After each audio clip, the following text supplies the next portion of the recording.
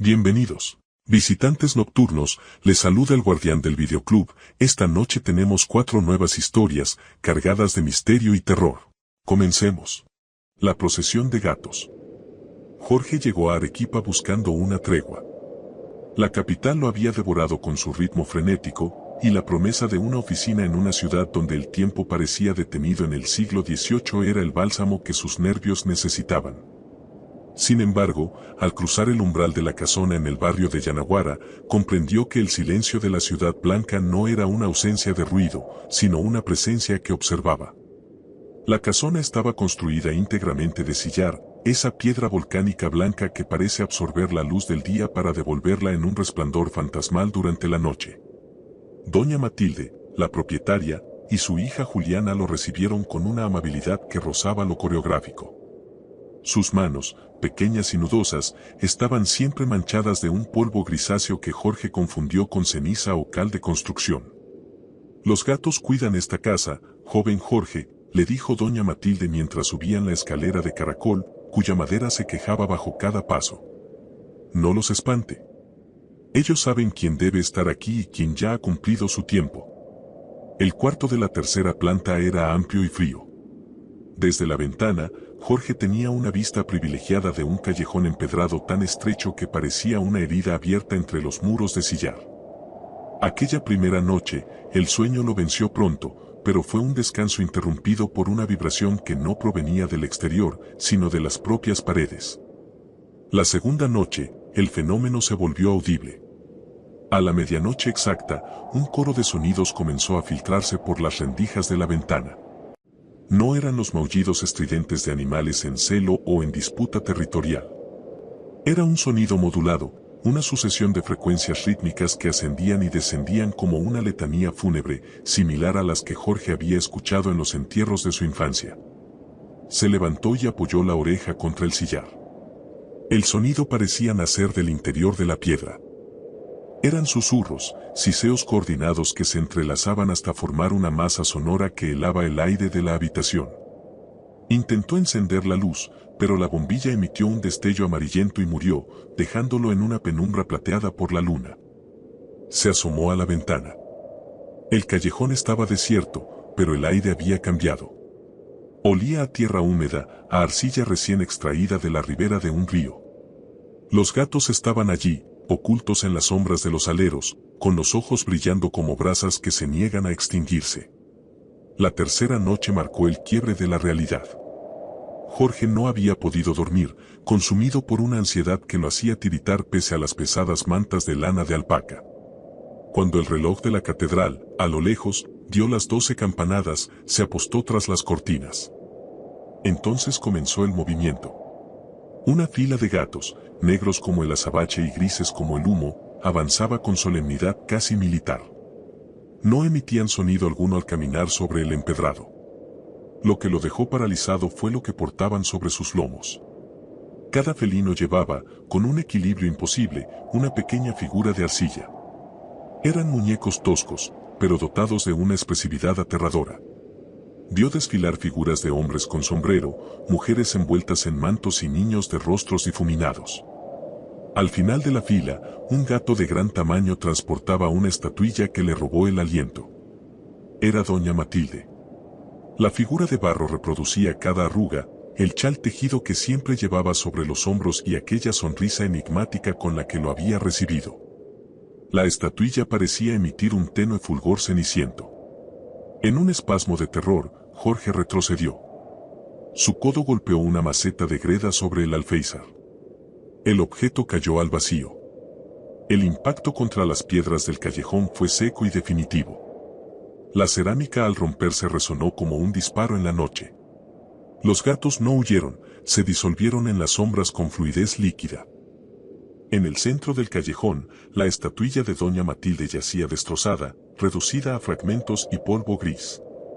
El amanecer trajo consigo la noticia que Jorge ya presentía en los huesos. Juliana llamó a su puerta con los ojos enrojecidos. Doña Matilde había muerto durante la madrugada. Jorge quiso despedirse, dominado por la culpa, pero la joven explicó que el cuerpo ya había sido retirado. Durante el resto del día, el ambiente en la casona se volvió insoportable. El sillar parecía haber perdido su blancura, tornándose gris plomizo. Jorge intentó empacar sus cosas, decidido a marcharse, pero una pesadez inexplicable se lo impedía. Sus extremidades se sentían hechas de plomo y, cada vez que intentaba cruzar el umbral, un vértigo absoluto lo obligaba a retroceder. Entonces lo notó, sus manos estaban cubiertas de polvo gris.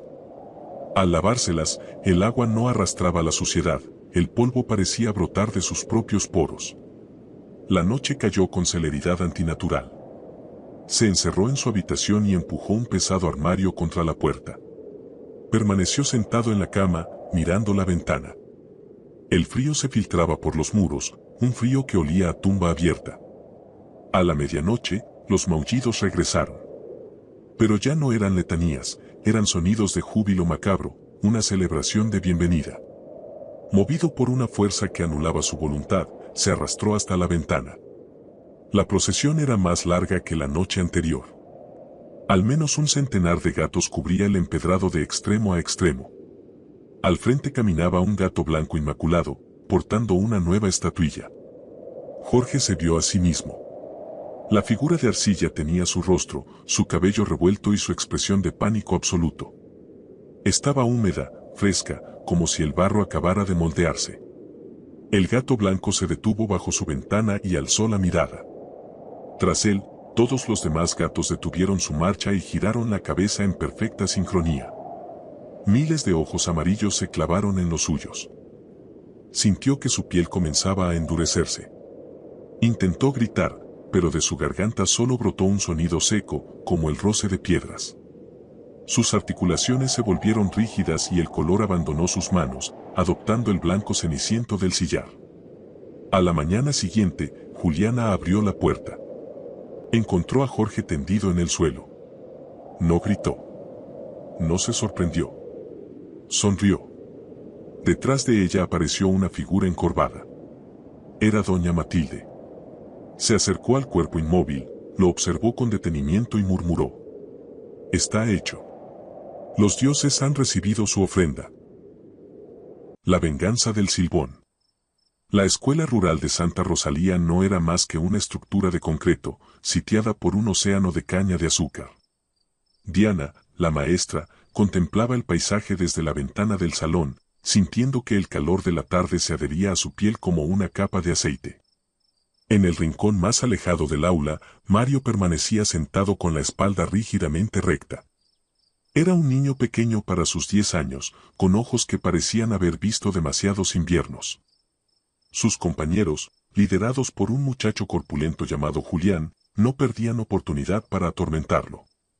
Esa mañana, habían destrozado sus cuadernos y arrojado su morral al pozo séptico. Lo lógico hubiera sido ver a Mario llorar o buscar refugio en la falda de su maestra, pero el niño solo miraba hacia el cañaveral con una serenidad que resultaba ofensiva. «Él dice que no debo preocuparme», susurró Mario cuando Diana se acercó para consolarlo. «¿Quién lo dice, Mario?», preguntó ella, colocando una mano sobre su hombro frío. «Mi amigo», respondió el niño, señalando la espesura verde. «Es muy alto. Tan alto que puede ver por encima de las casas. Dice que los huesos de los niños malos suenan mejor cuando chocan entre sí». Diana sintió un escalofrío que no tenía nada que ver con la temperatura. Atribuyó el comentario a una fantasía de defensa, un mecanismo de la mente del pequeño para lidiar con el abuso. Sin embargo, al mirar hacia donde el niño señalaba, juró ver un movimiento extraño en la parte superior de las cañas, como si algo de gran estatura caminara con pasos largos y pausados, sin agitar las hojas. La primera desaparición ocurrió 3 días después. Julián, el principal acosador de Mario, no llegó a la escuela. Su madre, una mujer de rostro cansado, se presentó en la dirección asegurando que el niño había salido de casa al amanecer para recoger frutas y nunca regresó. Al día siguiente, otros 2 muchachos del mismo grupo faltaron a clase.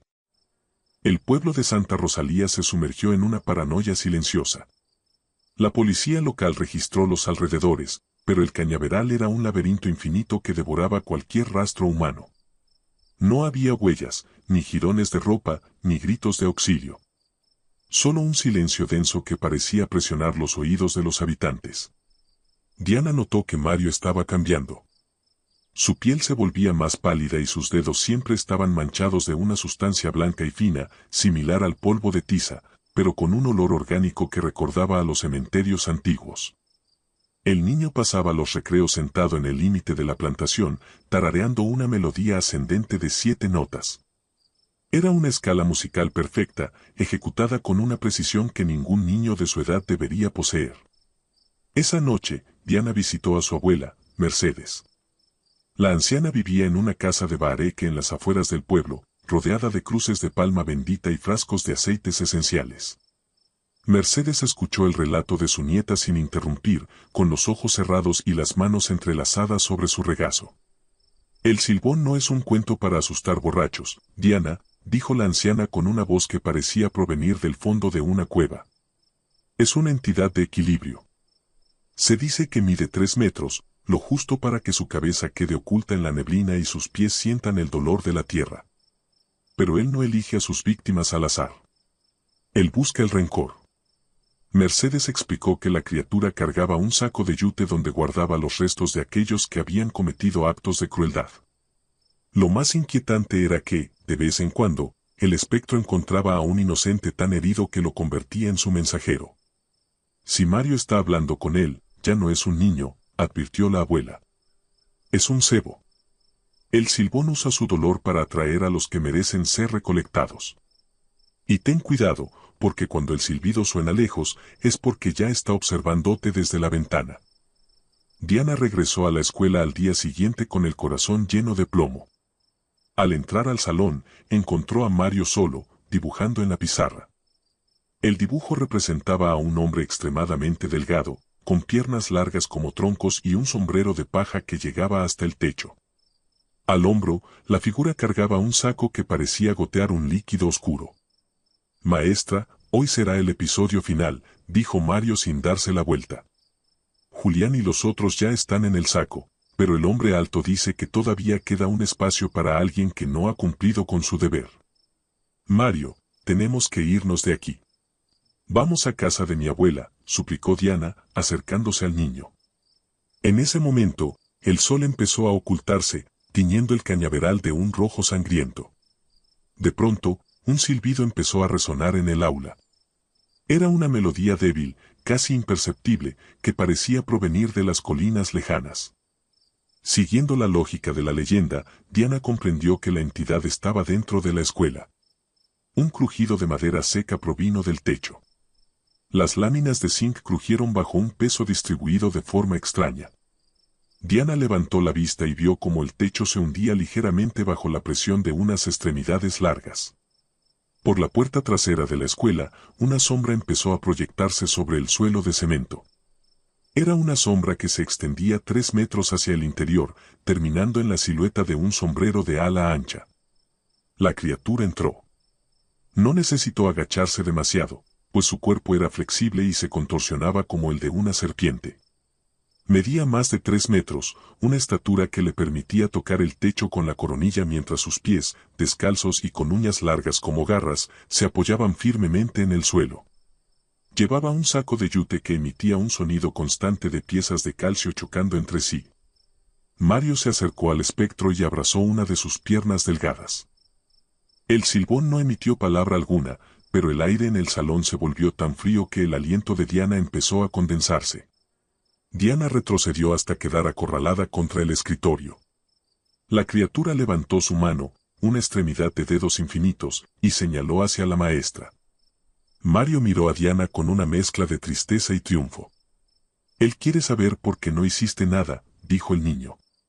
Él dice que el silencio ante la maldad es una forma de maldad. Julián me golpeaba y tú solo escribías en tu cuaderno. Diana comprendió entonces que el Silbón no buscaba solo a los verdugos, sino también a los testigos indiferentes. La criatura empezó a desatar la cuerda que cerraba su saco.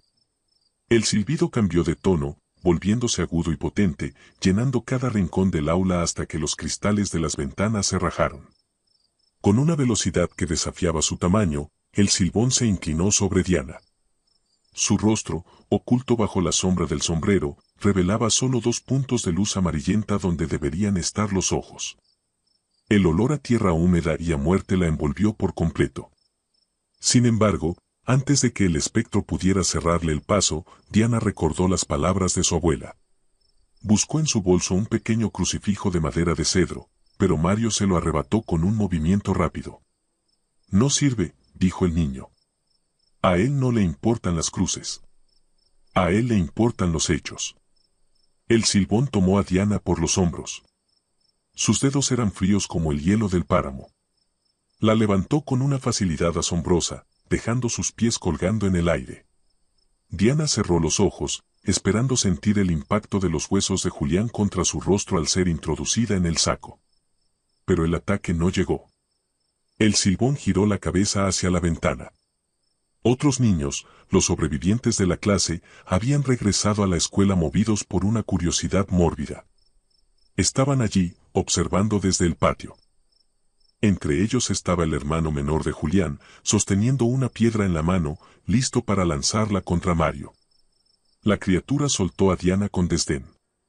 Su interés se había desplazado hacia una nueva fuente de rencor.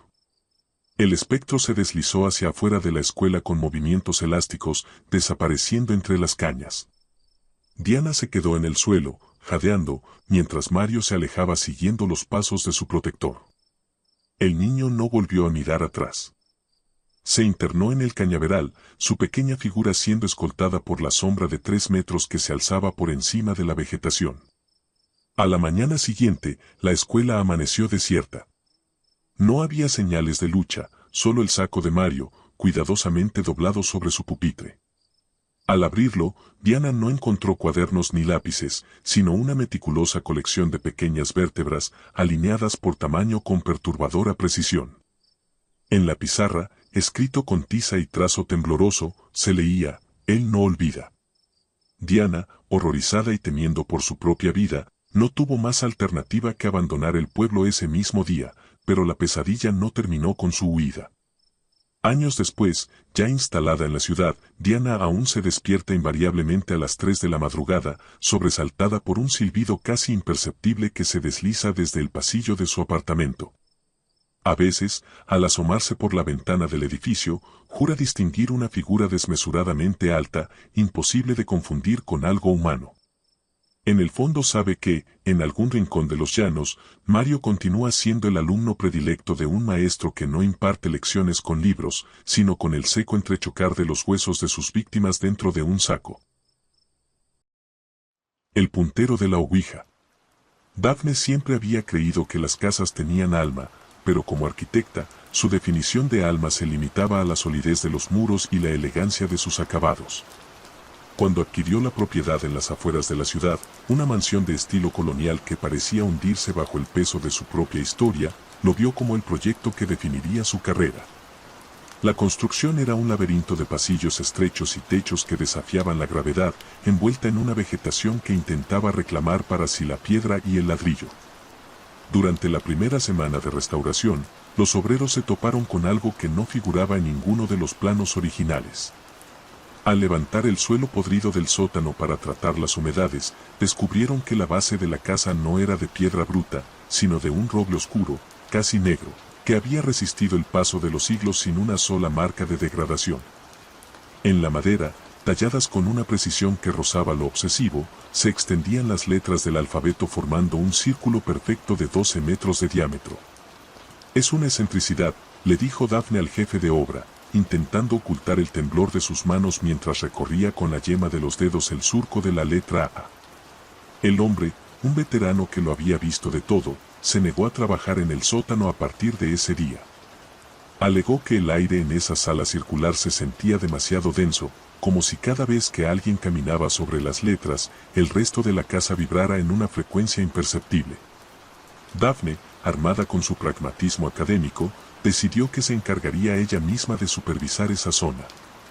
No permitiría que un diseño ornamental, por muy inquietante que fuera, retrasara el renacimiento de la mansión. Daphne se mudó a la planta alta para supervisar las obras de cerca. Al principio, notó que el sistema eléctrico, recientemente instalado, empezaba a comportarse de una manera que desafiaba las leyes de la ingeniería. No eran cortocircuitos aleatorios, era una selección selectiva de la iluminación. Una noche, mientras intentaba revisar los planos en el estudio, la lámpara de mesa se apagó de forma súbita. Un segundo después, se encendió el farol del pasillo. Cuando Daphne salió para investigar, esa luz murió y se iluminó el foco del final de la escalera. Obligada por la oscuridad absoluta que la rodeaba, Daphne se vio siguiendo el rastro de las luces como si fuera un rastro de migas de pan. Caminó hacia la cocina para buscar una linterna, pero la luz allí solo se activaba en el rincón más alejado, junto a la despensa. Se desplazó hacia allí. Luego, la luz saltó hacia el centro del comedor. Durante casi una hora, Daphne recorrió la casa de un lado a otro, movida por la necesidad instintiva de no quedarse en la negrura. Fue solo cuando regresó a su habitación que una idea aterradora empezó a germinar en su mente. Buscó papel de calco y un plano a escala de la propiedad. Marcó con un punto rojo cada lugar exacto donde se había detenido a esperar que la luz regresara.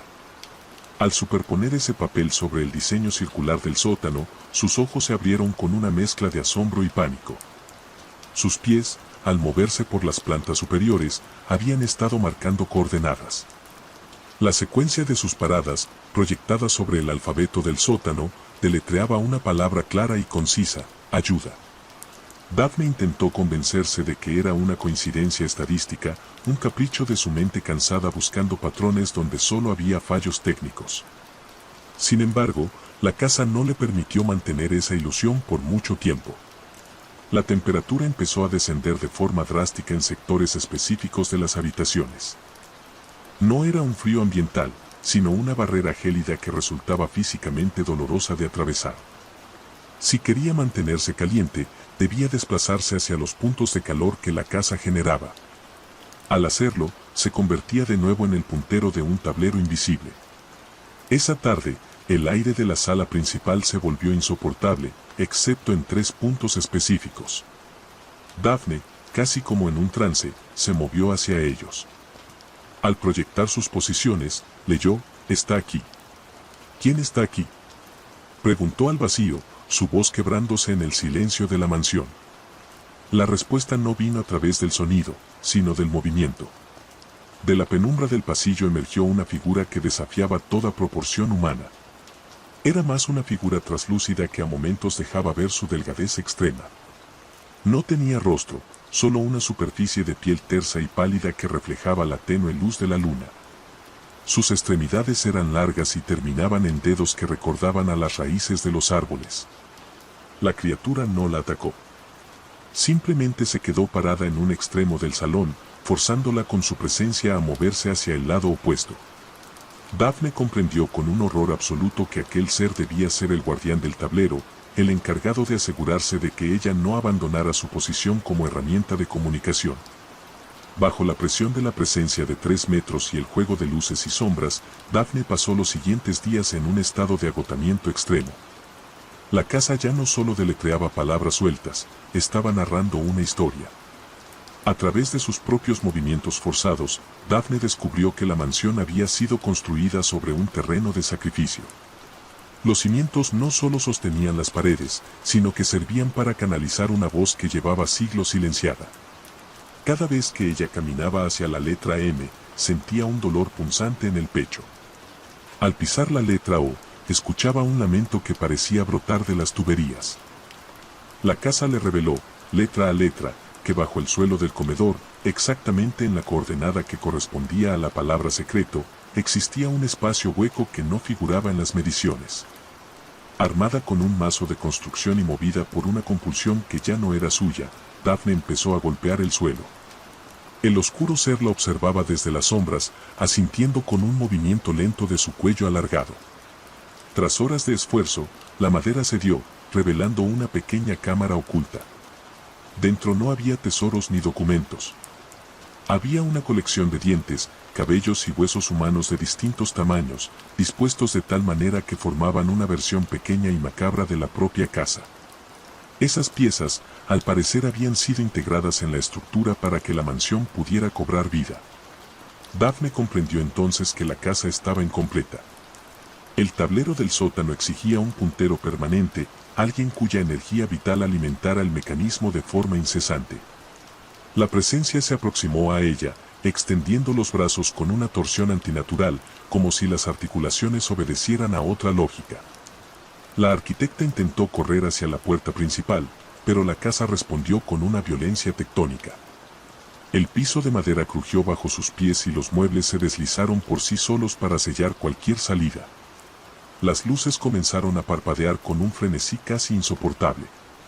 Acorralada y presa del pánico, Daphne bajó la mirada hacia el punto exacto donde sus pies tocaban el suelo.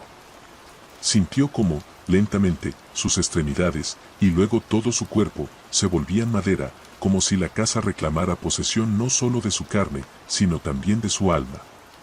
Meses después, una nueva empresa constructora llegó a la propiedad. El jefe de obra, al inspeccionar el sótano, quedó perplejo ante el alfabeto tallado en roble. Sin embargo, fue un detalle macabro lo que capturó de inmediato su atención. Sobre el suelo yacía la figura de una mujer hecha de madera. Uno de sus brazos estaba extendido, rígido, señalando la palabra adiós. La hora del espanto. Marta siempre decía que el miedo era como el picante, te hacía sentir viva, siempre y cuando no te quemara la lengua. A sus 16 años, se consideraba una experta en lo macabro. Su estantería estaba llena de novelas de terror desgastadas y pósters de películas de serie B. Pero nada, absolutamente nada, superaba a La Hora del Espanto. Era el podcast más oscuro de la red. Nadie sabía quién lo producía ni de dónde venía el narrador, un hombre de voz aterciopelada y fría que se hacía llamar el archivista. Son solo historias, Marta.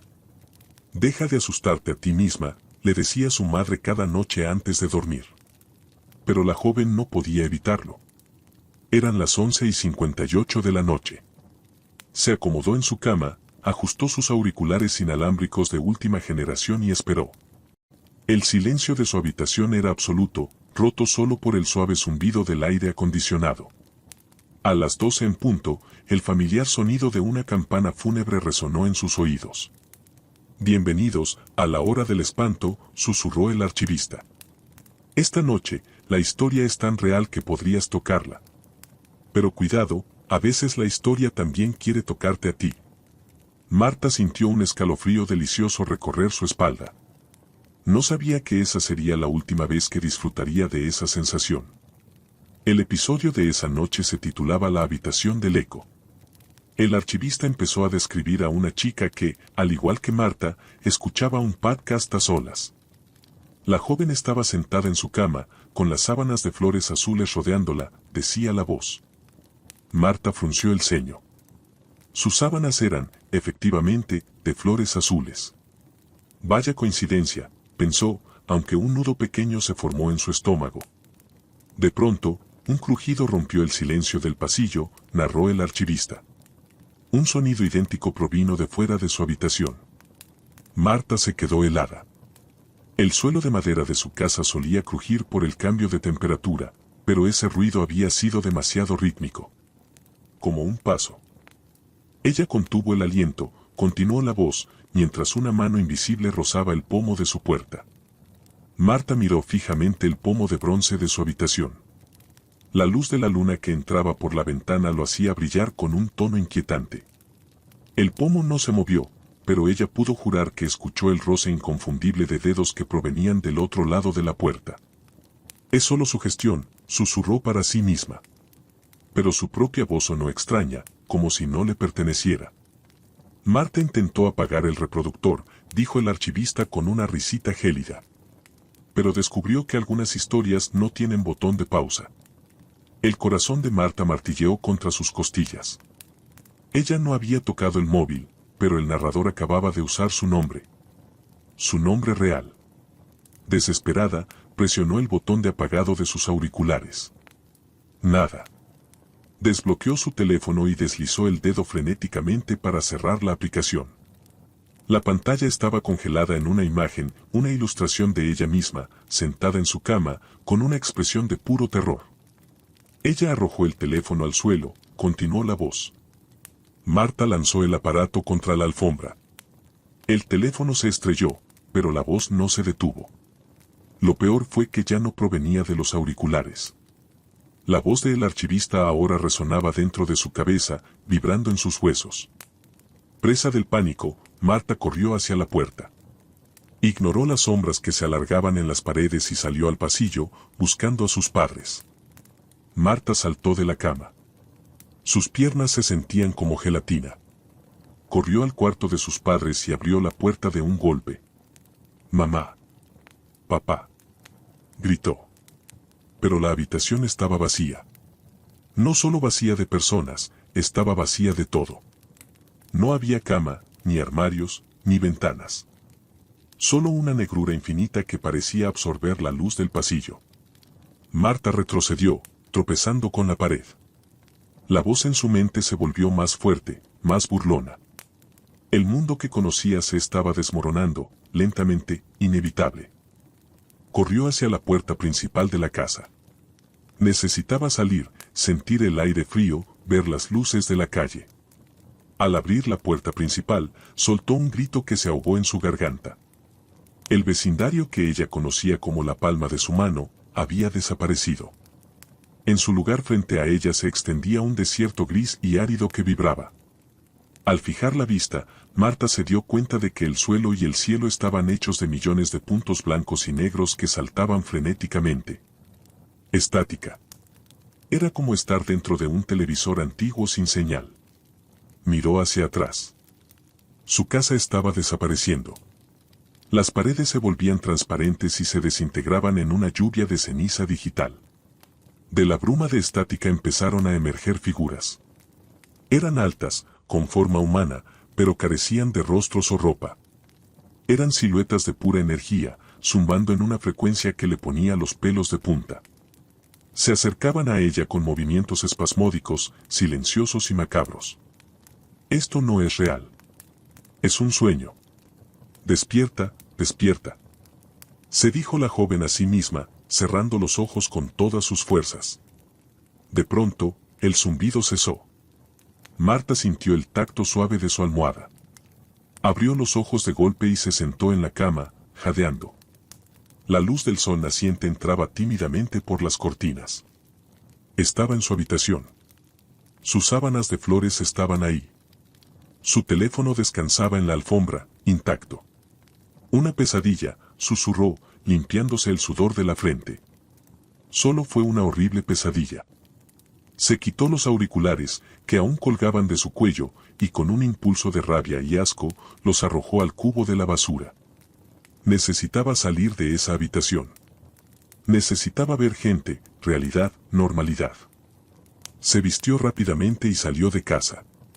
El vecindario se veía perfecto. El vecino regaba el césped, un perro ladraba a lo lejos y el olor a café inundaba el aire. Todo era tan normal. Caminó hasta la esquina principal, donde solía tomar el autobús. Necesitaba un lugar concurrido para olvidar el vacío gris de sus sueños. Al llegar a la intersección, algo llamó su atención. En el lugar donde antes había una valla publicitaria de un banco, ahora se erguía una pantalla LED gigante de última generación. Marta se quedó petrificada. La pantalla mostraba el logo de la Hora del Espanto. Pero no era una publicidad cualquiera. En el centro, ocupando todo el encuadre, había una fotografía de alta resolución. Era ella. Era Marta, con la cara desencajada por el horror, en el momento exacto en que abría la puerta hacia el vacío de estática. La imagen era tan nítida que podía verse el brillo del sudor en su frente. Debajo de la foto, en letras rojas, se leía el texto de Episodio final, la chica que creía que había despertado. En ese instante, la realidad comenzó a desgarrarse una vez más, como un espejo que se quiebra en silencio. Marta con un horror y resignación comprendió. Su mundo ya no le pertenecía, y quizá nunca lo había hecho. Gracias por acompañarme esta noche, déjame tu like y suscríbete, nos vemos en la próxima.